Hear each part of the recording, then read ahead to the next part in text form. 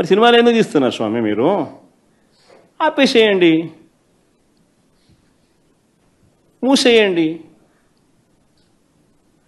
ప్రజాస్వామ్యంలో ఉన్నామా లేదా అన్నది నిజంగా ఆలోచన చేసుకోవాలి మనం అంతా. ఇలాగొచ్చే నష్టపోయింది. అదే సినిమా డైలాగ్ రాసుకుంటే రాసుకున్నాడు, పాట పాడితే పాడినాడు, డైలాగులు కొడితే కొట్టినాడు. ఇలాగొచ్చే నష్టమైంది అంటాను నేను. గుమ్మడికాయలు దొంగంటే భుజాలు తడుముకున్నట్టుగా ప్రతిదీ కూడా వాళ్ళు ఏమన్నా కానీ నిన్నే అన్నట్టుగా నువ్వెందుకు బాధపడతా ఉండవు? మనము సమాజానికి ఉపయోగపడే సినిమాలు వినోదం అవసరమే, ప్రతి ఒక్కరి వినోదం కావాలా, మనకి అభిమానం నటుని మనం ఆరాధించాలా.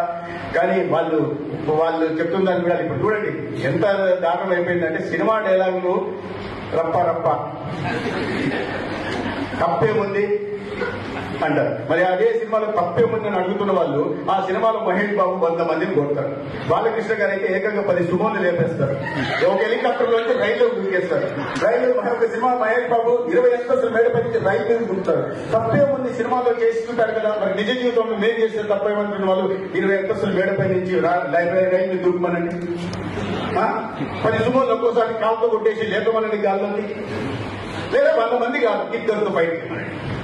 సో ఈ సమాజాన్ని ప్రభావితం చేయగలిగిన వాళ్ళు సమాజానికి ఉపయోగపడే పనులు చేయాలి. కానీ ఈ రకంగా ఒక విధ్వంసకర ఆలోచనలు రేకెత్తించి ఈ మానసిక సమస్యలకి కారణం ఈ రకంగా మానసిక స్థితిలో ఉన్న వాళ్ళు కారణం. నేను పేరు తీసుకోవట్లే. ఈ రకమైన మానసిక వైకల్యంతో బాధపడుతున్న వాళ్ళు, ఒక విపరీత మనస్తత్వంతో ఉన్న వాళ్ళు సమాజానికి ప్రమాదకరం.